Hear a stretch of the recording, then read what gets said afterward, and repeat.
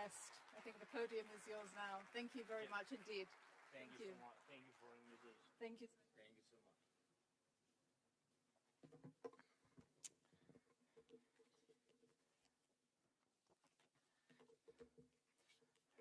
Hi. Dear friends, Mark, dear Ursula, Alex, Rob, I don't see everybody, sorry. Dear friends, so thank you for your attention to us. Thank you for your attention to Ukraine, to Ukrainian defense companies, and to our defense capabilities, which have truly become among the strongest in Europe and have been proven in modern war. And what do we mean by modern war today? War has changed fundamentally. These are revolutionary changes in the very nature of warfare, changes as serious as those during the First World War, when machine guns began to decide the outcome of battles, or with the development of modern tank warfare, which had such a profound impact on Europe during the Second World War, or with the invention of missiles. Today, drones and the very technology of fighting at a distance represent a revolutionary change in the technology of war. So in Ukraine, as we defend our positions on the front line and do so in a fully justified war of self-defense, we are now eliminating around 30,000 Russian soldiers every month. Just imagine that scale. In June alone, nearly 28,000 Russian soldiers were eliminated, and we have video confirmation for every single one of them. The overwhelming majority were struck by drones. And frankly, we take no pride in this. We are saying it to show what modern war looks like, a war we did not start, but one we are forced to fight in order to defend our country, our people, our children.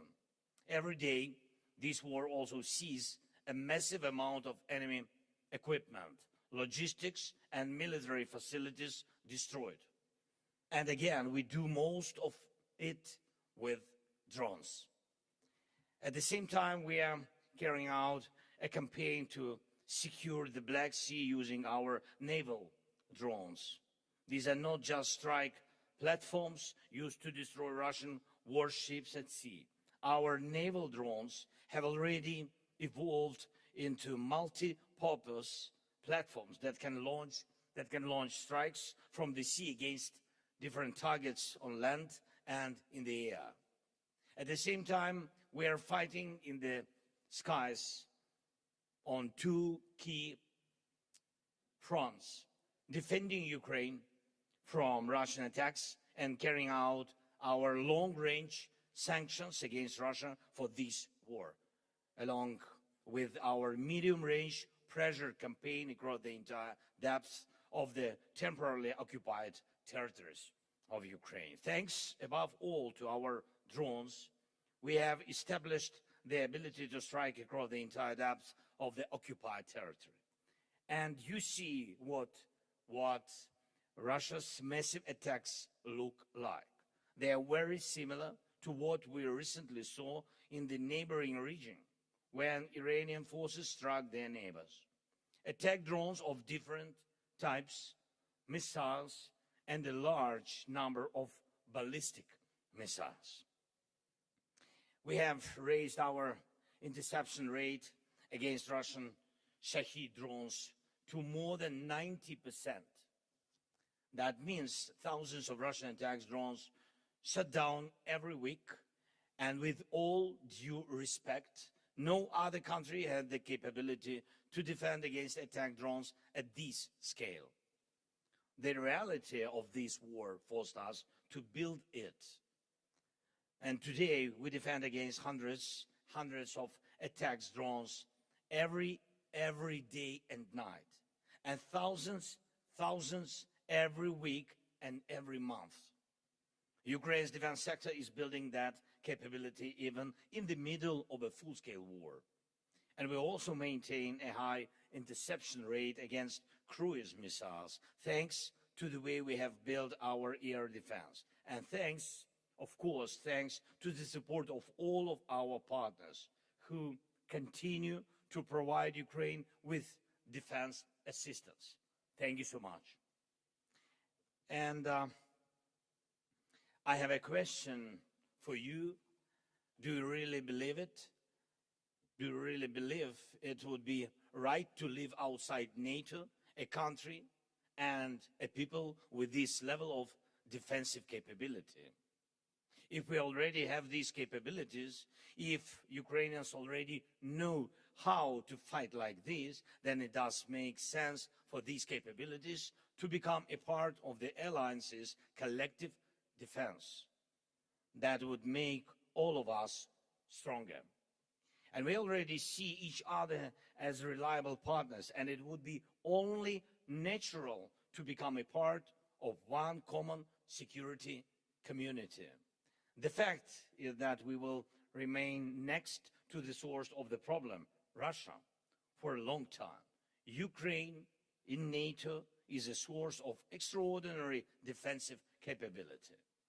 In the meantime, we have completely eliminated the very idea of Russia having a strategic rear.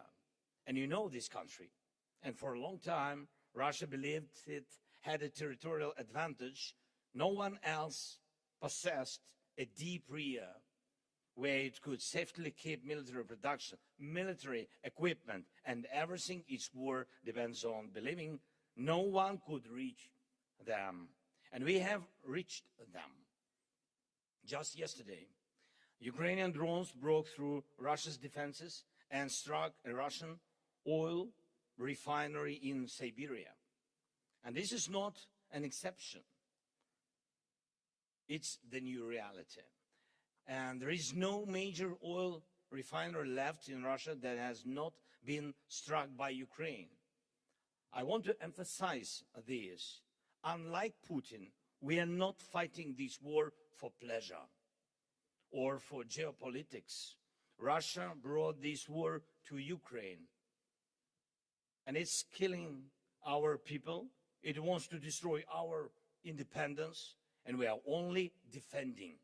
From the first day of this war, we are defending ourselves, and we are raising the cost of this war for Russia, and by doing so, increasing the chances for peace. We are able to do this thanks to the hundreds of thousands of Ukrainians working in our very important defense sector, and the hundreds of companies producing every type of modern weapon Ukraine needs. Today, because of this, Ukraine has the world's largest and the most advanced drone warfare capability. And we are offering this capability to our partners through the Drone Deal initiative. I'm grateful to everyone who has already joined this initiative and to those who are joining it. Drone Deal initiative, it's not only about buying drones, but also about co-production, fast-track access to the means of protection of critical infrastructure, air defense, and of course, security cooperation. And I also want to thank every leader, every country, and every company cooperating with Ukraine in the defense sector. The European Union, Turkey, NATO countries, as well as countries such as Azerbaijan and the Gulf states and other friends are already our strong partners. And I hope our cooperation will provide our nations with reliable protection against threats. The one thing we still need to do here in Europe is build a strong defense against Russia's ballistic missiles. It's a big challenge, it's true. This is Russia's last major advantage. And as well, and as we have seen from the wars in the Middle East and the Gulf, this is an issue of global importance. And I believe Europe urgently needs its own capability to produce anti-ballistic systems and the missiles they require. We all value the Patriot system.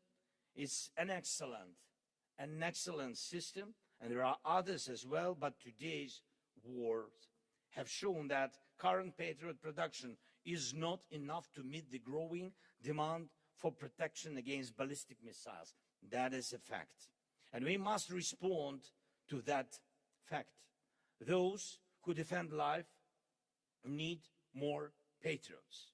We have also discussed Patriot production licenses with our American partners, and I ask you to support our efforts to make this happen. And one final point. As I said, Europe needs its own effective anti-ballistic systems and missiles. And this work is already underway. And I urge all of you and all our partners to give it the attention it deserves. And this cannot wait until 2030 or beyond. Europe needs affordable, mass-produced anti-ballistic systems as soon as possible. In fact, today. And I'm sure you agree with me, this is not about maximizing profits for governments or for industry, and it's about providing the strongest possible protection, first of all. Protections for hundreds of millions of Europeans. And that protection is needed today, not years from now. We work on developing the anti-ballistic coalition, and I hope it will deliver real, strong results.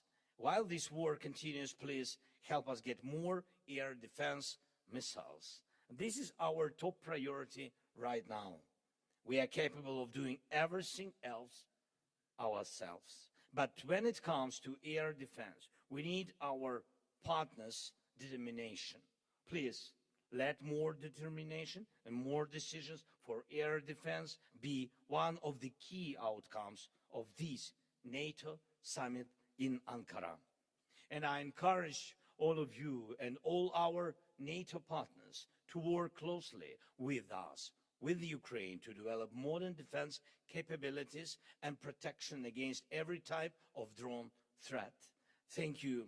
Thanks to everyone who is helping us, helping protect lives. And I cannot finish without my appreciation of the position of the leaders of the countries who have clearly stated Ukraine belongs in NATO because NATO with Ukraine is the alliance for the future.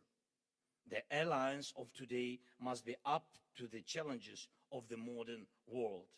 With Ukraine, with the strength of our defense industry, and most importantly, the resilience and experience of our people.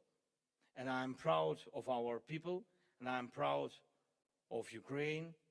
Thanks, friends, again for invitation. Slava Ukraini!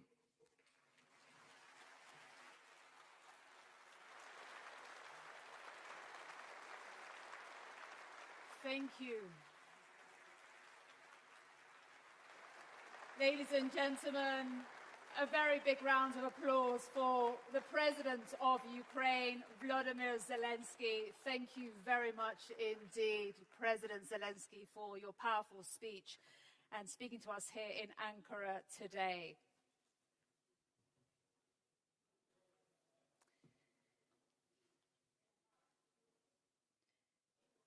Ladies and gentlemen, we will prepare now for our next session.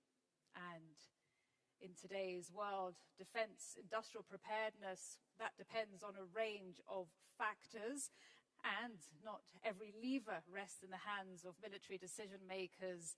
Our next panel is entitled People, Plans and Products, a whole of society approach to industrial preparedness. And this will give us a sense of this complexity and how different institutions have a role to play and play their part. And for that, I'm very pleased to announce our next moderator, and that will be Anton Laguardia, who is a diplomatic editor for The Economist, and he'll be joined by the...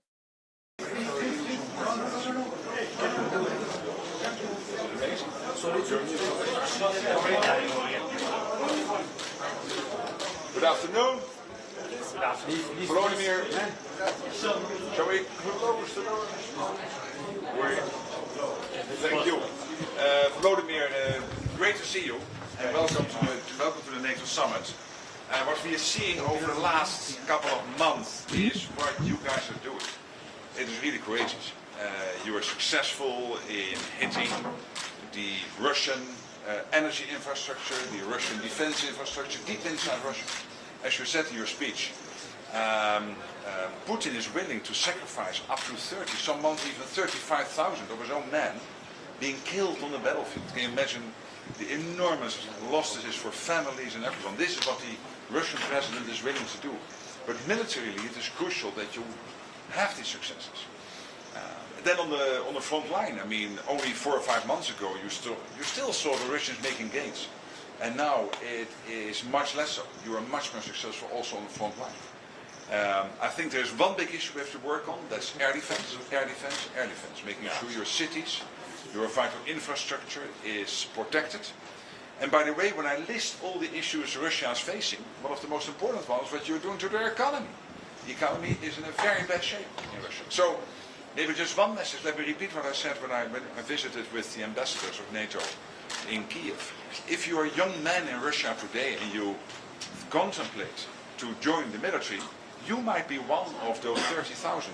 This month, next month, the months after, you know that your president in Russia, Vladimir Vladimirovich Putin, is willing to sacrifice you. So think about it again before you join the military. And again, thank you for being here and being such an incredible leader and friend.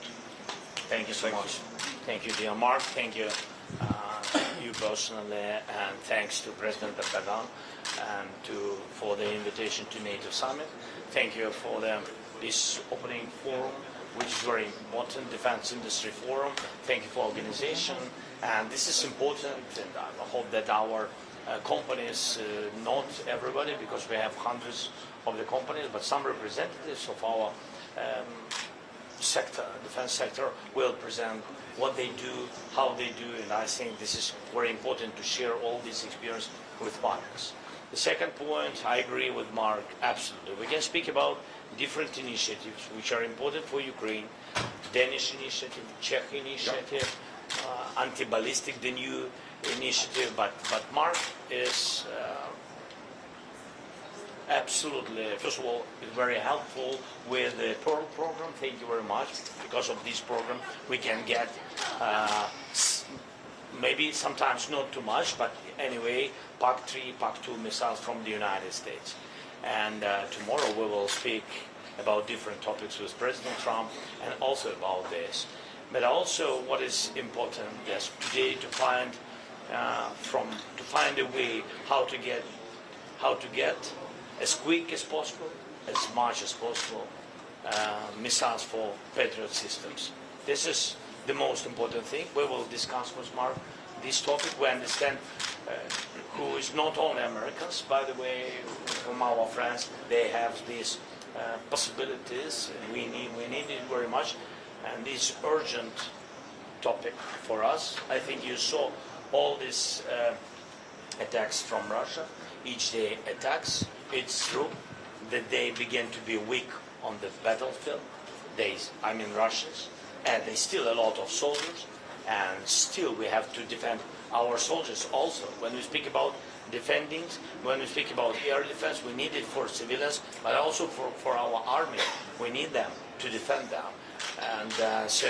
And of course, we see that the weakness of Russia, we feel it, but it's not enough. We need more pressure, more anti-ballistic, and more sanctions on Russia. Thank you so much.